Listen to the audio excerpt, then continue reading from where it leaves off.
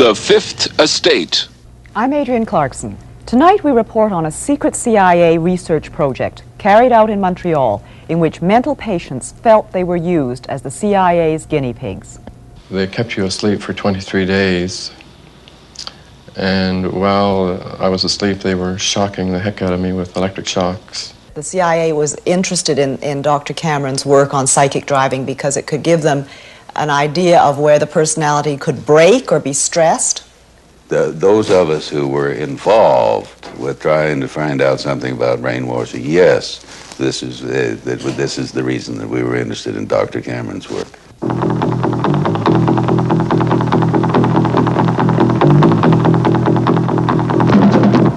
The American Central Intelligence Agency has been accused of manipulating citizens of countries all over the world, including Canada. At the moment, a number of Canadians are considering suing the CIA. They believe they are victims of covert CIA experiments. Tonight, two Canadians who feel the past 20 years of their lives were damaged by the CIA tell their stories publicly for the first time. They believe they were part of a CIA project called MK Ultra, a research project so secret that even the Canadian government was not informed that the agency was funding activities in this country. The CIA was seeking a new weapon, aimed not at the body, but at the mind. Americans became obsessed with brainwashing during the Korean War. Prisoners of war returned home denouncing the American way of life. Hearing them parroting propaganda, the CIA became convinced the communists had found the key to brainwashing. Now the Americans had to unlock the mystery of mind control. There was great worry that the Soviets had developed rather esoteric and unusual methods of so-called brainwashing people. The purge trials... Dr. John Gittinger was the CIA's chief psychologist for 25 years.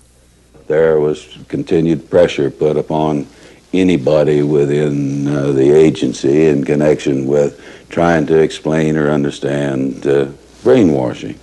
So we were charged with rather an elaborate attempt to try to find out chemical, psychological, any kind of means that people could use to influence the behavior of the people. Nothing seemed too bizarre. To find out if sex could be used in spying, the agency studied San Francisco prostitutes and their clients.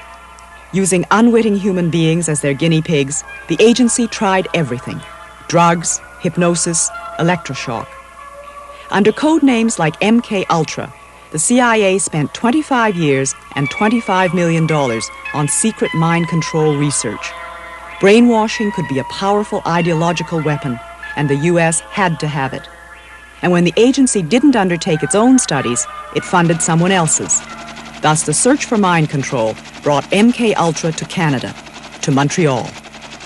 Even in the Cold War years of the late 50s and early 60s, most doctors and academics would have been embarrassed to have found that an organization of spies was openly paying for their research. So the CIA set up a number of fronts, respectable foundations like the Human Ecology Fund.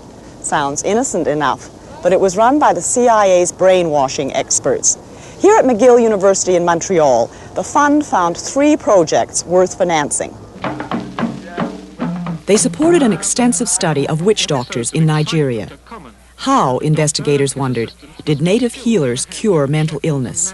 What mysterious drugs and potions did they use? Device used to bind up excited patients. A sleeping potion is then administered. 20 years ago, the Human Ecology Fund paid for this movie. This soothes the patient's head. But it was only recently that the man who made the film found out that he had been working with the CIA's money. The author of the Nigerian study is still at McGill University. News of his connection to the CIA came as quite a surprise to Dr. Raymond Prince. I couldn't imagine why the CIA would be interested in my work in looking at indigenous healers in West Africa. That seemed really strange. That was my first reaction, you know. I couldn't believe that, I couldn't understand how the CIA would be interested in that. Because there were all kinds of beliefs that African witch doctors could put the hex on people. But anybody who makes a systematic study of what are the psychological factors that can produce anything from having a person run amok in Indonesia or die of the sickness from a witch doctor in Africa would certainly add to all of the knowledge that we were being able to accumulate about behavioral science techniques. The Human Ecology Fund also helped set up the Transcultural Psychiatric Research Review. Edited at McGill, the journal continues to publish without CIA support. The largest MK Ultra research project, this one directly related to brainwashing, was carried out at the university's psychiatric hospital, the Allen Memorial Institute. Located atop Mount Royal in a mansion with the eerie name of Ravenscrag, the Allen Memorial was once the most prestigious mental hospital in Canada. The unorthodox treatments of its director caught the attention of the CIA in the mid-50s. Dr. Ewan Cameron, the first director of the Allen Memorial, ran the institute with an iron hand for 20 years. But Dr. Cameron remained an American citizen and left the Allen abruptly in 1964. He returned to the United States, where he died in 1967. An energetic, enigmatic man, Cameron was an internationally honored and respected psychiatrist, but he was not universally liked. Former colleague, Dr. Elliot Emanuel. He was an authoritarian, ruthless, power-hungry, nervous, tense, angry man. Not very nice. Much of Cameron's research went on in the stables next to the main hospital building. Here he had his subjects photographed before and after treatment. Dr. Cameron may not have known that the $60,000 research grant he received from the Human Ecology Fund really came from the CIA. Rudolf Hess. Nonetheless, it now seems ironic to some that Cameron was called to the Nuremberg trials to examine Rudolf Hess. For it was at Nuremberg, after Nazi doctors who experimented on prisoners of war were condemned, that a code of scientific ethics was adopted. Research must be completely safe, and research subjects must give full, voluntary consent. Documents recently released by the CIA reveal what research Cameron proposed. To make patients receptive to repetitive messages, Cameron suggested using chemical agents to break down ongoing patterns of behavior. Chemical agents like LSD. LSD was almost unknown in the late 50s and not yet widely tested. Despite the horrible hallucinations small doses can produce, Dr. Cameron left some of his patients to unsupervised LSD trips. In 1956, Bob Logie was 18 years old when his severe leg pains were diagnosed as psychosomatic, and he was sent to the Allen Memorial Institute. When Bob heard the news reports of CIA-funded research at the Allen, he sent for his medical records. They revealed several doses of LSD. Today, Bob Logie lives and works in Vancouver, but he's still angry. I feel like I've been completely used. I feel like my mind has been completely invaded. I suppose if guinea pigs have feelings, they'd feel like I do.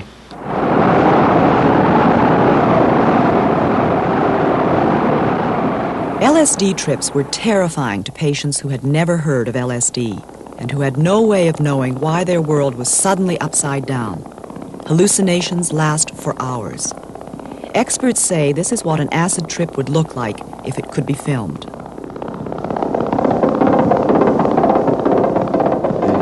LSD was really horrifying, very horrifying, and they gave it to me for about 12 or 15 times. One minute I would see the doctor there, the next minute I wouldn't see him there, and they were asking me all kinds of questions, and I remember them telling me that I was getting smaller and smaller, and I really felt myself getting smaller. And they were bringing me back in time, way back, you know. At one point, I almost felt like I was just about to be born, really, that far back in memory. And they were really, really probing, asking all kinds of questions. And I felt I didn't have any control. I had to answer. I didn't feel I had any control. I was completely, like they had complete control over me.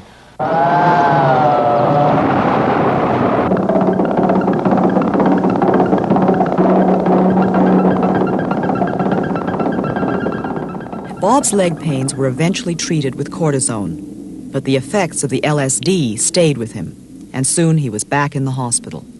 I just felt I couldn't cope. I couldn't adjust after the LSD, and I was having a hard time. I couldn't hold down a job for very long. I was going from one place to another, and the anxiety really built up. I just couldn't cope, and I went back. The interest in this sort of chemical, this kind of magic, this shortcut weapon, prompted the CIA's interest in hallucinogens, particularly LSD? Yeah, very definitely, because the first pressure was being based on the idea that there was some kind of truth serum or truth drug or something on that. So the people who knew that end of the business, they were definitely beginning to look in terms of chemotherapy. And of course, to people in this day and age, it's very hard to believe that the period before 1960 was a period which was certainly not a chemical culture in this country and not a drug culture in any sense of the word. With some patients, Dr. Cameron tried a drastic treatment called depatterning. Massive doses of electroshock, 20 times more intense than the standard shock treatments used today, were administered to patients who were kept sleeping for days. Dr. Cameron thought he could wipe out patients' sick behavior and leave the healthy personality intact. But first patients were to be so depatterned that some even forgot their toilet training. Not all the patients ever completely regained their memories. Dr. Peter Roper was a close colleague of Dr. Cameron's at the Allen. Many people, but some would reach what Cameron would call the third stage of depatterning.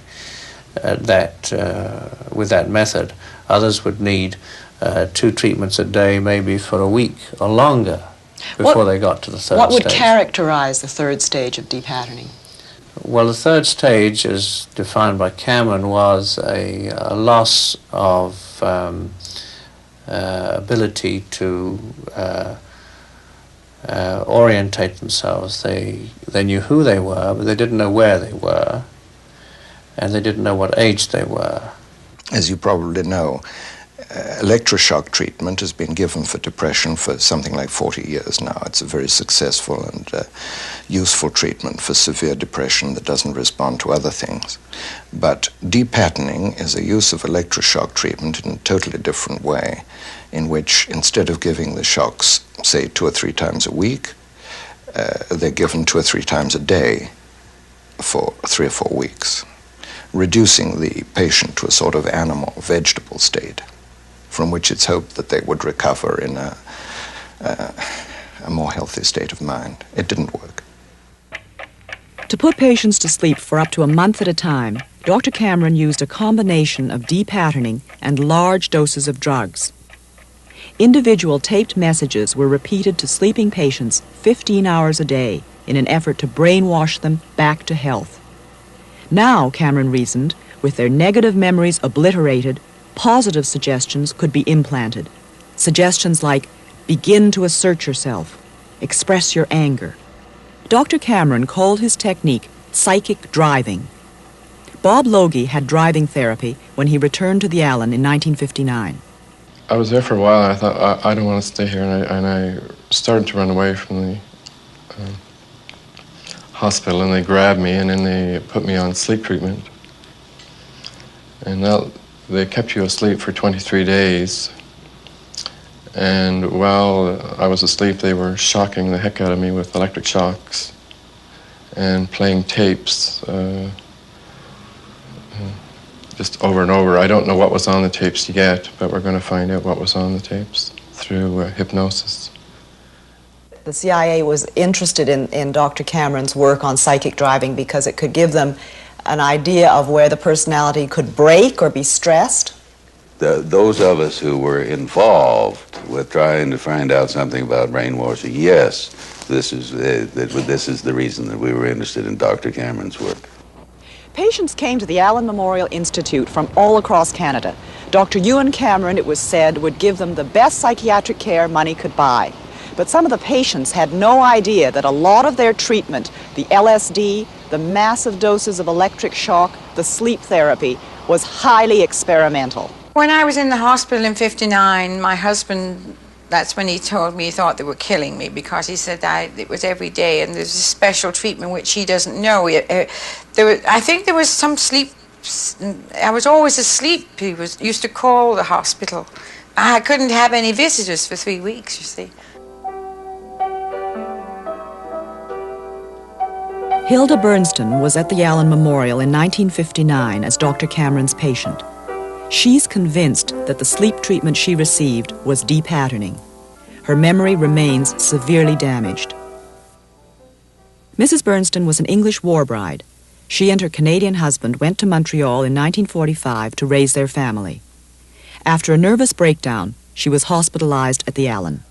It's 3 weeks that was out of my life as far as I'm concerned, because I can't remember anything about it. I didn't know my husband and my children, my brother-in-law and his wife. And my sister-in-law at that time, when she saw me, she cried. My brother-in-law told me this when she saw me. She's a registered nurse too, and she said she'd never seen such a change in a person in 3 weeks. But I looked really dreadful. I still can't remember my aunt being with us. I look at the pictures that we took when she was here. We took her to New York, and we were at the museum there. I look at the pictures, and I still can't remember her being with us. And she was with me for 3 months. And this aunt was my mother's sister, who was very near and dear to me. Dr. Emanuel thinks Cameron's use of extensive electroshock, depatterning, was somewhat unethical. The quantity, the frequency, the intensity, and the sort of animal state to which it reduced the patients. What you're really saying is that the doctor knows that by doing it that much to somebody, there's going to be an effect? Is that... Indeed. And with little promise of cure. Hope, but as it turned out, it wasn't, and it didn't become an accepted psychiatric treatment. So many patients were left with some amnesia after depatterning that the Allens stopped the treatment when Ewan Cameron left. Under the new director, Cameron's disciples would come to regret their enthusiastic use of depatterning. Dr. Peter Roper left the Allen Memorial in 1967. What were the circumstances of your leaving the Allen?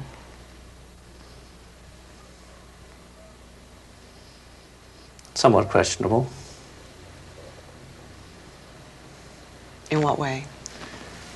The annual reappointment was not renewed in '67. Did Dr. Cameron have anything to do with this, or was it after he left? Oh, that was after he left. He left in '64. Did you have any disagreement about treatments given there? I didn't disagree with anybody. I think there was the depatterning treatment was stopped, I think, in '65. So anybody that continued to do it after Cameron left didn't do it after 1965. So you didn't do it after '65? Oh, no.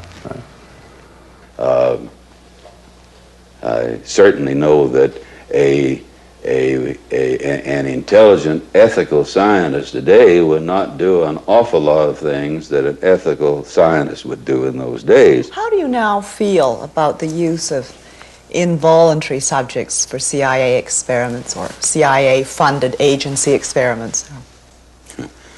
I certainly think that it would be ridiculous in this day and age. No, I don't see any way that you would do that. There was no informed consent. I would guess that, as I've just said, informed consent, as we now know it, was not a part of research at that time. And especially as regards the use of LSD, perhaps, or the depatterning. I doubt if those patients really knew what they were being led into. Informed consent doesn't mean much to people who are mentally ill. Not many people are so mentally disturbed that they can't understand that they're being given an experimental drug, or they're being given electroshock 3 times a day.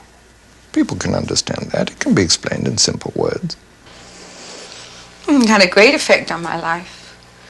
I mean, I have been sick before, and I've had treatment, but there were never any experience I had was like that I had in '59. I've never been able to sleep without medication since the sleep treatment. I went through years and years and years of severe depressions. I dream about it. All my waking hours I think about it. It's eating me up. It really is. I mean, if he was doing it and knew what he was doing for the benefit of the CIA, then I don't agree with this at all. I mean, why pick on me or anybody else? I don't like that. It leaves me completely stunned. I don't know if I'll ever recover from it.